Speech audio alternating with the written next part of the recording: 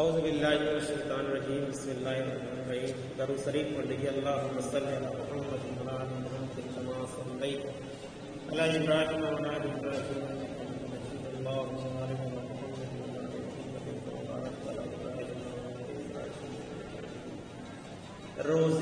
روزہ کے مسائل کا بیان، یہ چیپٹر چل رہا ہے اور آج ہم حدیث لیں گے جمعہ کو روزہ رکھنے کا بیان۔ محمد بن عباس رضی اللہ عنہ روایت کرتے ہیں کہ میں نے جابر رضی اللہ عنہ سے پوچھا کیا نبی کریم صلی اللہ علیہ وسلم نے جمعہ کے دن روزہ رکھنے سے منع فرمایا؟ انہوں نے کہا جی ہاں۔ ابو عاصم کے علاوہ اور دوسرے راویوں نے اس پرکار روایت کیا ہے کیول جمعہ کے ہی دن روزہ رکھنے سے منع فرمایا ہے۔ دوسری حدیث ابو ہریرہ رضی اللہ عنہ سے روایت ہے کہ نبی کریم صلی اللہ علیہ وسلم کو بیان کرتے ہوئے سنا کہ تم میں سے کوئی بھی شخص جمعہ کے دن اس وقت تک روزہ نہ رکھے جب تک اس سے ایک دن پہلے یا اس سے ایک دن کے بعد روزہ نہ رکھے۔ دوسری حدیث حارث کی بیٹی جویریہ یعنی نبی کریم صلی اللہ علیہ وسلم کی پتنی روایت کرتی ہیں کہ ایک بار آپ جمعہ کو تشریف لائے، میں روزہ سے تھی، آپ نے پوچھا کیا تم نے کیول یعنی جمعرات کو بھی روزہ رکھا تھا؟ میں نے کہا نہیں۔ تو آپ نے پوچھا کیا کل یعنی سنیچر کو بھی روزہ رکھنے کا ارادہ ہے؟ میں نے کہا نہیں۔ اس پر آپ نے فرمایا تو پھر آج کا روزہ توڑ دو۔ مسلم شریف کی ایک روایت ہے کہ کیول جمعہ کی رات ہی کو عبادت کے لیے خاص نہ کرو اور نہ کیول جمعہ کے دن روزہ کے لیے۔ اس لیے اگر کوئی جمعہ کو رکھنا ہی چاہے تو آگے پیچھے ایک روزہ اور رکھے۔ ہاں اگر کسی نے نظر مانی ہے اور جمعہ کا دن پڑ گیا تو اس دن رکھنے میں کوئی حرج نہیں۔ مطلب یہ نفل روزہ کا بیان ہے کہ کوئی خاص طور سے جمعہ کا روزہ نہیں رکھنا ہے، کیونکہ جمعہ حدیث میں آتا ہے نا مومن کی چھوٹی عید ہے، ٹھیک ہے، اور جمعہ کو عبادت ہے۔ اور جیسے آپ صلی اللہ علیہ وسلم جمعرات اور سوموار کا روزہ رکھتے تھے ہفتے میں۔ اگر مان لیں کوئی روزہ رکھ رہا ہے، میں نے بدھ کی بھی رکھا، جمعرات کو بھی رکھا، جمعہ کو بھی رکھ دیا، لگاتار رکھ رہا ہے تو ٹھیک ہے، پھر اس میں کوئی حرج ہوگا نہیں۔ مگر خاص ایک دن مطلب جمعہ کے دن اسپیشل روزہ رکھنا تو وہ صحیح نہیں ہے، اس میں اللہ رسول نے اسے منع فرمایا۔ اور یہ فرض روزے میں نہیں ہے، یہ نفل روزہ ہے۔ کیا ہے؟ نفل روزہ۔ کہیں فرض روزہ میں جمعہ پڑے گا نا 30 دن کا 29 دن کا جو بھی پڑے گا وہ جمعہ کا روزہ رکھنا ہے۔ فرض میں کوئی چھوٹ نہیں، کوئی مناہی نہیں ہے، بس یہ نفل روزے کے لیے۔ کوئی ایسا کوئی بازار بیان کی کہیں جمعہ کا روزہ رکھنا ہی نہیں ہے، لیکن فرض کا بیان نہیں ہے، نفل روزے کا بیان ہے۔ کیا روزہ کے لیے کوئی دن مقرر کیا جا سکتا ہے؟ علقمہ رضی اللہ عنہ روایت کرتے ہیں کہ میں نے عائشہ رضی اللہ سے پوچھا کیا نبی کریم صلی اللہ علیہ وسلم نے روزے کے لیے کوئی خاص دن مقرر کر رکھا تھا؟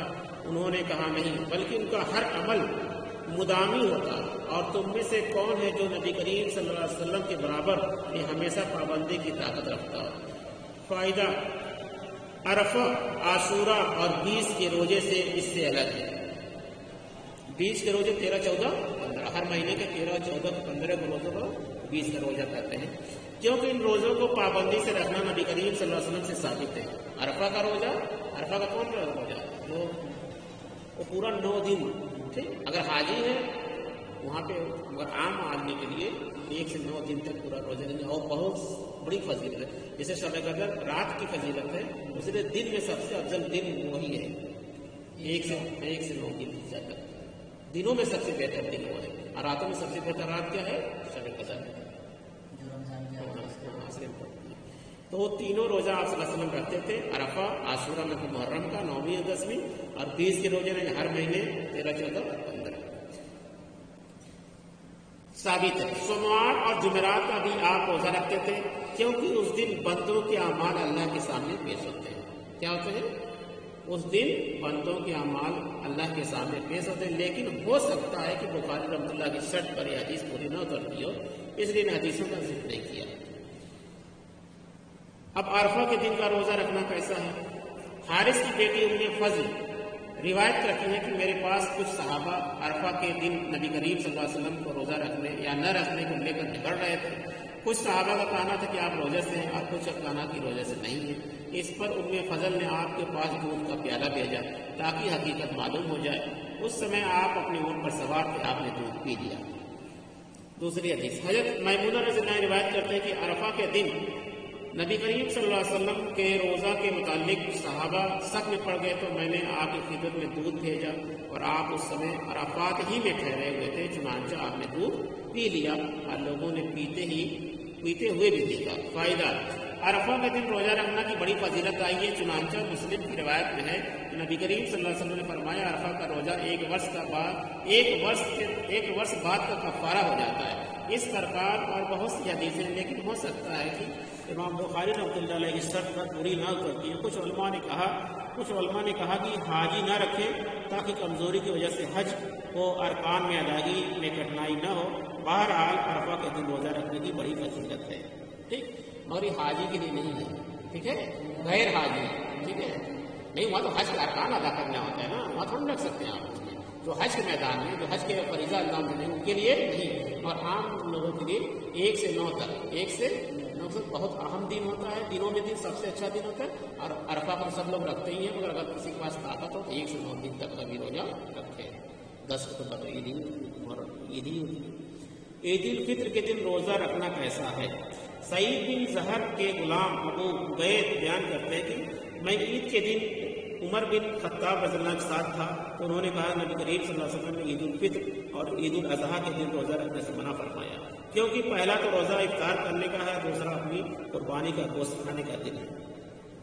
ابو سعید خدری رضی اللہ عنہ روایت کرتے ہیں نبی کریم صلی اللہ علیہ وسلم نے عید الفطر اور عید الاضحیٰ کے دن روزہ رکھنے سے منع فرمایا اور ایک ہی کپڑا پورے بدن پر لپیٹ لینے اور ایک ہی کپڑے میں گوٹ مار کر بیٹھنے سے منع فرمایا، ٹھیک، ایک ہی کپڑا جیسے لنگی بھی اسی کو بنا لو، اسی کے اوپر کہیں گوٹ بھی لو، جیسے گاندھی جی کرتے تھے، دھوتی نیچے بھی لپیٹ لیتے اور اوپر بھی اس کو مار لیتے تھے، ایسے پڑ لیتے، ایسے سے لوگ پہلے پہنتے تھے، تو اس کو گوٹ مار ایسے، ٹھیک ہے، ایسے لوگ گوٹ مار جو بیٹھتے ہیں اس سے منع فرمایا کہ یہ تو کام نہ کیا تھا۔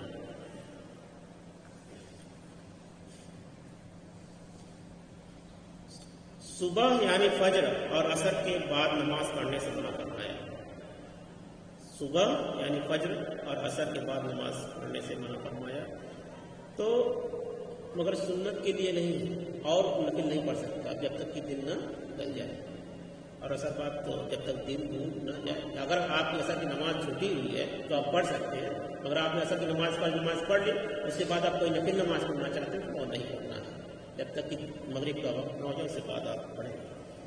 مگر اگر کسی کی فرض نماز چھوٹی ہوئی ہے تو اس کو وہ پڑھ سکتا ہے۔ عید الاضحیٰ یعنی قربانی کے دن روزہ رکھنا کیسا؟ ابو ہریرہ رضی اللہ عنہ سے روایت ہے کہ 2 روزے اور 2 تجارت منع ہے، عید الاضحیٰ اور عید الفطر کے دن روزہ رکھنا اور مناوضہ کے ساتھ لین دین کرنے سے۔ مناوضہ اور ملامسہ کا بیان تجارت کے باب میں آگے چل کر آئے گا۔ جہاں تک میں سمجھتا ہوں یہ جو پیچھے گزر چکا ہے، مجھے علم ہے اس کے بارے میں تھوڑا سا، کہ ملامسہ مجھ میں ایک طرح کی تجارت ہوتی ہے جس میں کچھ رکھا ہوا ہم نے پھینک دیا وہاں پہ کچھ، وہاں پہ جا کے یہ میرا ہو گیا، ٹھیک ہے، مطلب جوا ٹائپ ہوتا ہے۔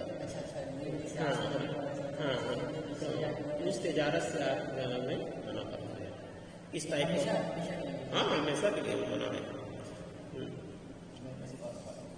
زیاد بن زبیر رضی اللہ عنہ روایت کرتے ہیں ایک شخص نے ابن عمر رضی اللہ عنہ کے پاس آ کر پوچھا کہ ایک آدمی نے ایک دن روزہ رکھنے کی نظر مانی ہے۔ راوی کہتے ہیں کہ اس نے سوموار کا دن کہا، یعنی سوموار کا دن روزہ رکھنے کی نظر مانی ہے اور اتفاق سے وہی عید کا بھی دن پڑ گیا تو کیا کرے؟ ابن عمر رضی اللہ نے کہا اللہ نے نظر پوری کرنے کا حکم دیا ہے اور نبی صلی اللہ علیہ وسلم نے اس دن روزہ رکھنے سے منع کیا ہے۔ فائدہ: دوسری روایت سے معلوم ہوتا ہے کہ سوموار کا دن قربانی کا دن تھا، میرے خیال سے اس دن کا روزہ نہ رکھ کر دوسرے دن رکھ لے تاکہ اللہ اور اس رسول کے دونوں کے آدیشوں پر عمل ہو جائے۔ کبھی نظر مان لیتا کہ ہم اس دن روزہ رکھیں گے اور اتفاق سے آ گیا تو پہلے سے فکس ہے اسے کر لیں، عید منا لیں، پھر اس کے بعد روزہ رکھیں۔ اور عید میں قربانی میں تو روزہ رکھا جاتا ہے نا، کتنے دیر کا؟ جب تک قربانی جس کے اوپر قربانی فرض ہوتی ہے تو اسے روزہ کھولتا ہے۔ اور عام انسانوں کو بھی کرنا چاہیے کہ وہ نماز پڑھنے کے بعد ہی کچھ کھائے پیے، فجر کی نماز سے اور عید الاضحیٰ کی نماز تک روزہ رکھے ہر مسلمان، ٹھیک۔ اور اس کا الٹا عید میں ہے، عید میں گھر سے کچھ میٹھا کھا کے مسجد میں آنا ہے، ٹھیک، ہاں کچھ بھی میٹھا جو آپ فال کیا ہے کچھ میٹھا کھا کے آپ آئیے، مگر بقرعید کی نماز میں جسے عید الاضحیٰ کہتے ہیں اس میں روزہ رکھ کے نماز پڑھنا ہے، اتنی دیر تک کا روزہ، اس کے بعد جس کے اوپر قربانی فرض ہو اس سے بہت سے روزہ کھولے، اور نہیں تو اپنا کھول لے جو بھی اللہ نے اس کو دیا۔ اگر کوئی بیمار ہے اس کے اوپر قربانی فرض بھی ہے وہ نہیں برداشت کر سکتا ہے تو کھول سکتا ہے، بہت مطلب ہارڈ کا شروع نہیں ہے اس کے لیے کہ گناہ ملے گا، اور اچھا بہتر طریقہ یہی ہے۔ ابو سعید خدری رضی اللہ عنہ سے روایت ہے کہ نبی کریم صلی اللہ علیہ وسلم کے ساتھ 12 لڑائیوں میں شریک رہے۔ انہوں نے کہا میں نے نبی کریم صلی اللہ علیہ وسلم سے 4 باتیں سنی جو مجھے بہت ہی پسند ہیں۔ آپ نے فرمایا کوئی بھی مہیلا یعنی عورت 2 دن یا اس سے زیادہ کے اندازے کا سفر اس سمے تک نہ کرے جب تک اس کے ساتھ اس کا پتی اس کا کوئی اور محرم نہ ہو۔ ٹھیک، منع کیا کہ اگر کوئی سفر کوئی عورت ایسی ہو جس کا 2 دن لگ جائے یا 2 دن سے زیادہ لگ جائے اس سفر میں، تو اپنے پتی کے ساتھ کرے، اپنے باپ کے ساتھ کرے، اپنے بیٹا کے ساتھ کرے، ٹھیک، یعنی جو اس کا محرم ہے، ٹھیک۔ اور مودی جی نے اجازت دے دی کہ اب کوئی بھی عورت بغیر کسی کے حج پہ جا سکتی ہے، اور سلمان صاحب نے بھی مان لیا اس بات کو، ہاں ٹھیک ہے، وہ بھی اس بات کو مان لیا ہاں کوئی بھی عورت آ سکتی ہے، ٹھیک۔ تو کچھ عورتیں گئی بھی تھی، بچوں کی گئی تھی، کچھ عورتیں حج کرنے گئی تھیں، اکیلے گئی تھی یہاں سے چلتی، سمجھ رہے ہیں؟ جبکہ حدیث میں کہا ہے منع کیا گیا کہ اگر چھوٹا موٹا سفر جیسے مان لیجیے یہاں سے گئے اپنا ایک دن مئو آئیگا گئے واپس چلے تو ٹھیک ہے، مجبوری میں سفر کر لیا ٹھیک ہے، مگر اگر 2 دن سے زیادہ کا سفر ہے یا 2 دن کا ہے تو اس میں کوئی گارجین ہونا چاہیے۔ اور دوسری بات دیکھیے محرم نہ ہو، اور 2 دن یعنی عید الفطر اور عید الاضحیٰ کے دن روزہ نہ رکھے، اور اسی پرکار صبح کی نماز کے بعد سے لے کر سورج نکلنے تک اور عصر کی نماز کے بعد سے لے کر سورج ڈوبنے تک کوئی نماز نہ پڑھے۔ اور چوتھی بات یہ ہے کہ 3 مسجدوں کو چھوڑ کر اور کسی مسجد کے لیے سفر نہ کیا جائے۔ پہلی مسجد مسجد حرام اسے خانہ کعبہ کہتے ہیں، دوسری مسجد اقصی جو مقدس کہتے ہیں جو فلسطین میں ہے، اور تیسری میری یہ مسجد یعنی مسجد نبوی۔ ان تینوں کے لیے آپ سفر کریں گے، کیا کریں گے؟ ٹور کر سکتے ہیں، اور کسی مسجد کے لیے نہ کسی قبر کے لیے۔ جیسے لوگ جا رہے ہیں نا پورا چل رہا ہے جا رہے ہیں، تو اللہ کا رسول کیا ہے بس 3 ہی کے لیے اجازت ہے، 3 کے لیے آپ سفر کر سکتے ہیں، مطلب اس کی زیارت کرنے کے لیے۔ اللہ تعالیٰ سے دعا ہے کہ ہم لوگ اس حدیث پر عمل کرنے کی توفیق عطا فرمائے، آمین ثم آمین۔